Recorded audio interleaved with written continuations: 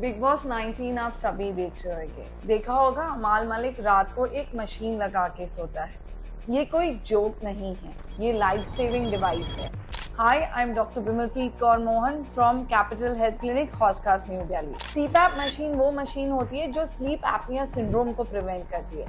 Sleep apnea syndrome में आपकी जो oxygen supply to the brain है वो कट ऑफ हो जाती है, क्योंकि आपकी breathing for a few second stop हो जाती है। सीपैप मशीन ये एक पर्टिकुलर एयर प्रेशर मेंटेन करती है, ऑक्सीजन कट ऑफ को बचाती है। It's a very very important machine.